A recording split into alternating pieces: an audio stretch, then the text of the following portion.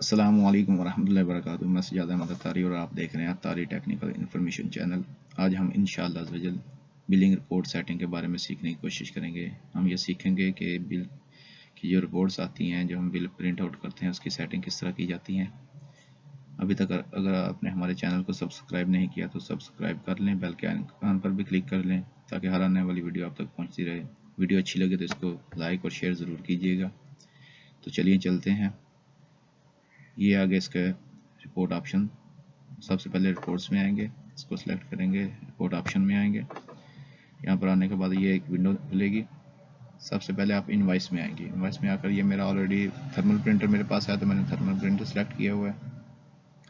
अगर आपके पास thermal printer नहीं है, बड़ा प्रिंटर है, तो आपने यहाँ पर उसको यानी कि जो भी उसका नाम होगा उसको सिलेक्ट करना है। मेरे पास ये लेज़रजेट प्रिंटर है, मैंने उसको भी सिलेक्ट किया है। यहाँ पर आपने इसका पेज साइज सिलेक्ट करना है। ये पेपर इसका मैं A4 पर करता हूँ। ये देखें, इसका A4 साइज पूरा हो गया। इसके बाद आपने इसकी इनवाइस सेटिंग करनी है। ये इनवाइस पेज आपको वो भी सिलेक्ट करना पड़ेगा। ये A4 आपने सेलेक्ट किया तो यहाँ पर आ गई है, ये इस साइज़ में बन के आएगा। अगर इसी तरह आप इसको A5 पर करते हैं तो A5 पर करने के लिए फिर इसके बाद आपको इनवाइस साइज़ भी A5 यानी कि 5.8 इंचज़ यहाँ पर सिलेक्ट करना पड़ेगा। ये इस तरह आएगा। ये इनवाइस इस तरह इसकी कंप्लीट बन के आएगी।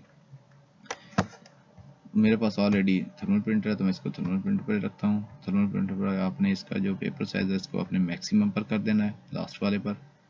तो उसके बाद आपने इसका जो पेपर साइज़ है उसको आपने, अगर आपके पास 3 इंच का थर्मल प्रिंटर 3 इंच पर करें, अगर 2.5 इंच 2 इंच है उस पर कर दें। अगर इससे बड़ा प्रिंटर साइज़ है, आपके पास थर्मल प्रिंटर 4 इंच है तो मेरे पास 3 इंच है, रेगुलर यही चलता है ज़्यादातर, तो मैं इसको 3 इंच पर सेलेक्ट कर देता हूँ। 3 इंच पर करने के बाद ये देखें, ये इस तरह इसकी इनवाइस बन के आएगी। ये चीज़ होगी। तो इसके बाद इसमें जो ऑप्शनल चीज़ें हैं वो अगर आप ऐड करना चाहें तो यहाँ पर आप ऐड कर दे सकते हैं। आप यहाँ पर इसको सिलेक्ट करेंगे, यहाँ पर आप जो भी टाइप करेंगे, अपना नेम टाइप करेंगे। ये देखिए, जैसे मैं अपना नाम टाइप करता हूँ, ये देखें ये इधर आ रहा है। तो इसको यानी कि यहाँ पर आप कोई भी एक्स्ट्रा चीज़ भी आप इसमें ऐड कर सकते हैं।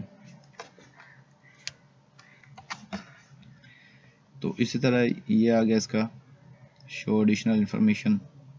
इसको मैंने यहाँ पर दूसरा नंबर अपना सेलेक्ट किया। ये देखें, जैसे इसको यानी कि शो मैंने चेक को हटाया तो यहाँ से ये नंबर गायब हो गया। इसको सिलेक्ट करता हूँ, ये देखें ये नंबर यहाँ पर शो हो जाएगा। तो इसके बाद आ जाए, ये ऊपर की साइड पर इसकी है ये शो लोगो।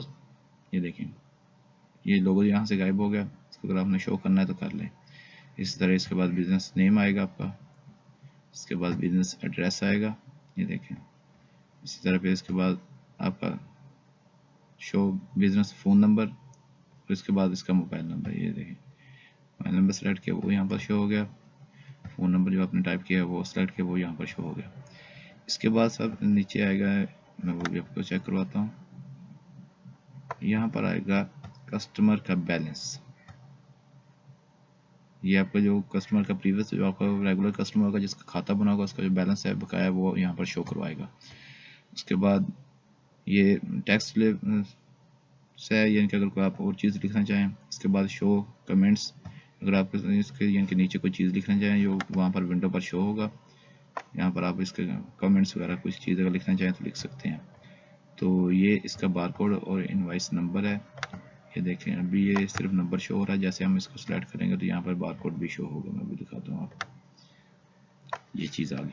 तो यहाँ पर आप यानी कि अपने इंग्रेशन वगैरह कोई भी मैसेज कस्टमर को देना चाहिए वो यहाँ पर टाइप कर सकते हैं। जो भी यहाँ पर टाइप करेंगे ये देखें वो यहाँ पर आएगा इस लाइन में।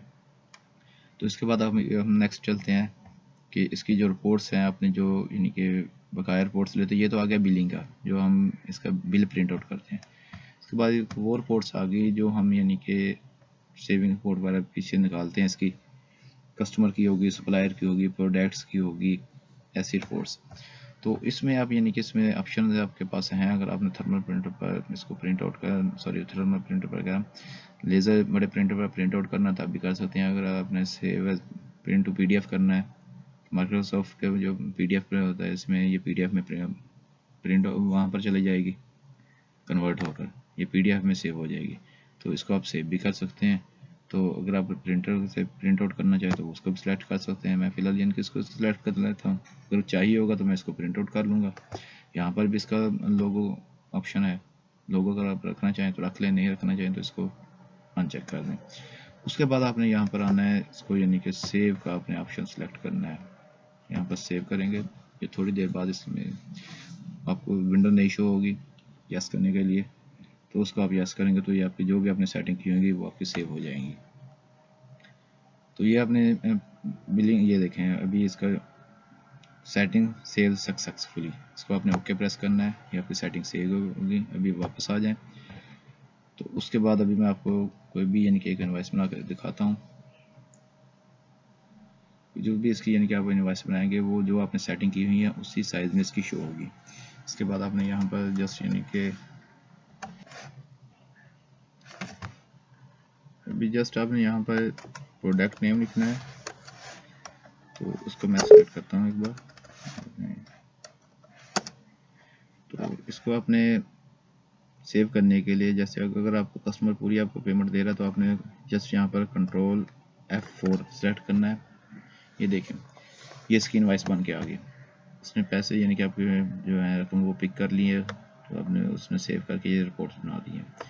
देखिए अभी इसकी रिपोर्ट बन गई है। अगर आप इसको चाहें सेव करना तो यहाँ पर बहुत सारे ऑप्शन दिए गए हैं।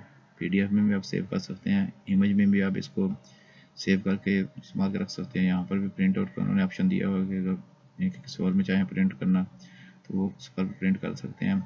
और यहाँ पर भी यानी कि काफ़ी सारे ऑप्शन दिए हुए हैं, आप अपनी मर्ज़ी के हिसाब से अगर इसको यानी कि सेव करना चाहें, प्रिंट आउट नहीं करना चाहते तो आप सेव करके रख सकते हैं।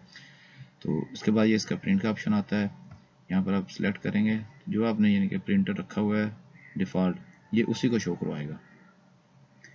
तो अगर यहाँ से आप प्रिंटर चेंज करना चाहें यहाँ से चेंज भी कर सकते हैं, लेकिन ये जो आपने डिफ़ॉल्ट रखा है उसको शो करवाएगा। इसके बाद आप जब ऐसे ही इनके इसको इंटर प्रेस करेंगे या प्रिंट के बटन पर प्रेस करेंगे तो ये इसको प्रिंट आउट कर देगा। मैं भी प्रिंट इसका नहीं निकालना चाह रहा तो इसलिए मैं इसको कैंसिल कर देता हूँ।